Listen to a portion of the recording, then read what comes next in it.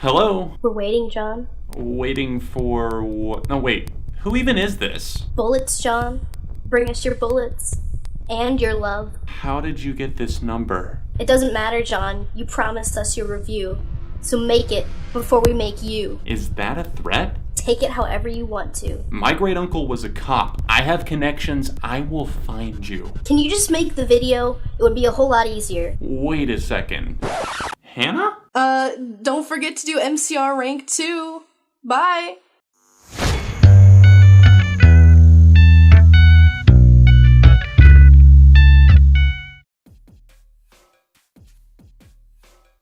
What's up, everyone? John from ARTV. Do you hear that? Do you hear that beautiful sound? It's the entry into the promised land. Yes, I know that I have been promising for a while now, probably years, that I was at some point going to review the debut album I Brought You My Bullets, You Brought Me Your Love by My Chemical Romance. That day, ladies and gentlemen, is here. My Chemical Romance was formed shortly after the September 11th attacks in the United States, something that had a huge impact on not only Gerard Way, the leader of this band, but also our entire country here. It was so devastating, and that inspired a lot of the songs on this debut album. And that's not the only thing that's written about here, obviously. There's a lot of songs about relationships and society and that sort of thing, and there's such a nice variety here. It's something that is very raw. It was released on Eyeball Records, but this band quickly got a big following. Eyeball signed them, but you might notice by the time their next album, 3 Cheers for Sweet Revenge, rolls in, yeah, they're on Reprise Records, which is a subsidiary of Warner Brothers, which is a huge label. This album came out in July of 2002, but before that, they released an EP, which fans would die to have their hands on. I'm sure I probably would as well, because there's only like 100 copies of it, I believe, in existence in the entire world. 2 of those songs did make it onto this release,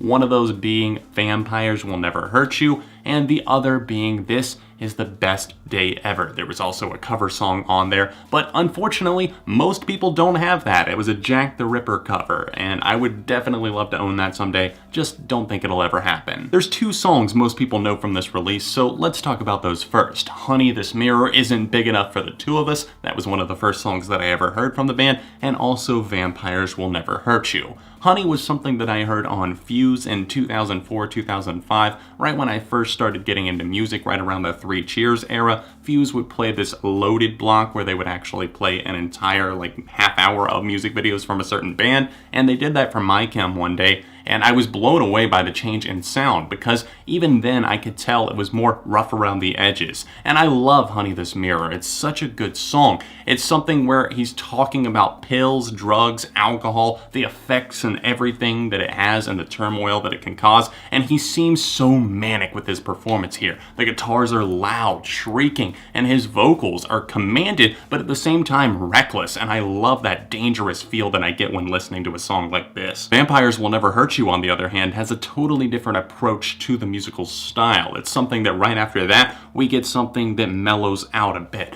and it takes a second to reflect and talk about society not wanting to conform and blend in, and if they get me is the phrase that Way sings here. And I love the drumming from Matt Pelliser here. He's actually the drummer for this record and 3 Cheers as well. He departed the band, or else was fired from the band after that in 2004, but this is one of the ones that he's truly known for, because he exited so quickly after 3 Cheers released, most people just started to remember Bob Breyer. The looming bass and guitar is a great source of tension on Vampires, and obviously it still strikes all these years later. I've heard this song hundreds of times, but it just never gets old to me, and I love that quality. This album does have a timeless feel to it, and even though it is different from the rest of My Chem's discography, it's really not all that different if you really start to dig into it. I really appreciate the lower quality of some of the songs like Early Sunsets Over Monroeville. That's a song about an apocalyptic situation, but it's so mellow. The guitar is very distinct and different. It almost feels a bit out of tune, but not at the same time, and the vocals here are totally different. They're almost a bit ambient, and the way that he approaches it, it is rough, sad, but also full of a little bit of hope. And it's an odd track that just gives you that feeling that only My Chem can. Two things really jump out big time that make Bullets stand out to me. One being Gerard Way's vocals. From an early age, obviously, we could see what he was going to do and accomplish. He accomplishes a variety of different ranges here on Bullets, and that's something that's quite impressive. He goes from screaming and just being a little bit more manic on moments like Our Lady of Sorrows, which is a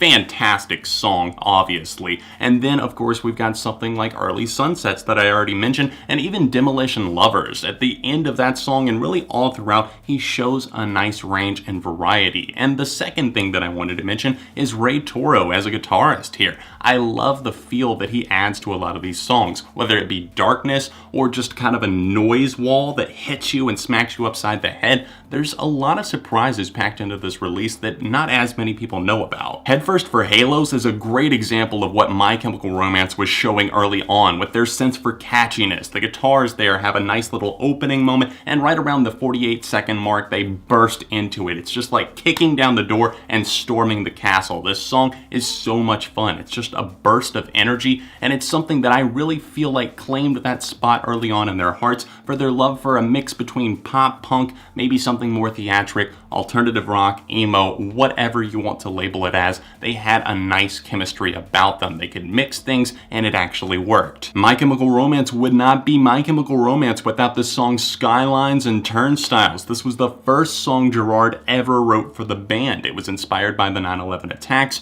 and it's something that you wouldn't necessarily guess whenever you're listening to the song the first time, especially maybe even your first handful of listens. But if you start to pick apart the lyrics, you start to see a city and something definitely in turmoil there. And even if you're just listening to this song and not really interpreting it as that, it's still a really well done one. I love the guitar licks and the way that they kind of cascade and fall in here. A great tune and obviously a legendary one. The sense of misery and desperation is often in the air whenever listening through this record, and I think another moment where you can feel that is Drowning Lessons. Now, this is one that is connected in some ways to some of the other songs. There was a storyline that was loosely running through this album, and also Three Cheers for Sweet Revenge as well. It's about a couple, the Demolition Lovers. Obviously, that song that closes out the album is about them as well. And here on Drowning Lessons, I really see this as being one about remorse. Now, there's plenty of theories out there as to exactly what this song is about, but I feel like this is one that could have been where something devastating happened and somebody's feeling the guilt that's piling up inside them. But just listening to this song, it absolutely crushes on a musical level. I love that Gerard seems a little bit more out of control on the chorus. Somehow he's able to reel it all in, and I think a lot of that is thanks in part to the band. Of course, you see a lot of the instrumental just holding this song together, and even on the moments on this record that seem a little bit out of control, maybe a little bit too far, and I admit that some of these tracks do feel slightly out of sync, maybe just a little bit overdone in places, but I think that the instrumentals are often what keep it in check. To be quite honest, I'm not a huge fan of some of the closing moments. Obviously, we're not talking Demolition Lovers, but I'm talking Cubicles, which is about being stuck at a job, seemingly, a lot of the mundane lifestyle and that sort of thing. And it opens up about that. The chorus just annoys me, especially the more I listen to it. It gets stuck in my head in the wrong ways sometimes, especially with Gerard's vocals. Honestly, I don't really use this that often to describe them, but they feel slightly grating the more I listen to this album. This Is the Best Day Ever is another one that I'm more on the fence with.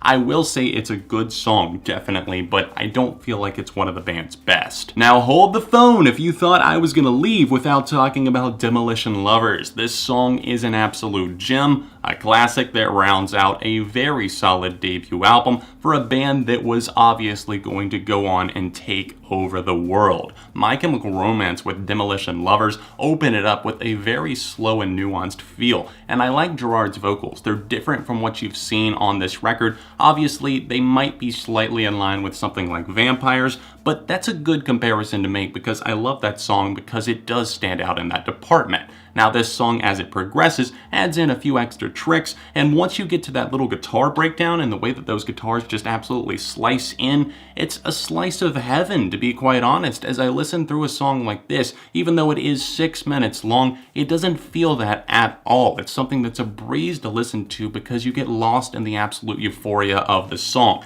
I love the storyline and how it runs in parallel with some of the other moments in their discography. Obviously, moments to come at this point that Gerard hadn't even finished writing yet for 3 Cheers, but here we have it, Demolition Lovers, another great song on a great LP. Not their best by any means, but still a solid entry that definitely saw this band's potential being realized. I love My Chemical Romance, you guys know that, and I'm finally giving you my review of Bullets. For me personally, I say go check this out. If you've been into My Chemical Romance, if you like them at all and you haven't heard this album, give it a shot. Give it a shot beyond the singles too, beyond Vampires and Mirror. Please, definitely check this out and let me know what you thought in the comment section down below. If you've already been loving it, then sound off your thoughts for me. This album is 15 years old. That is hard to believe, but in honor of 15 years of My Chemical Romance, here is my review. It's technically 16 years of the band, but 15 of the album. Me personally, wait for it.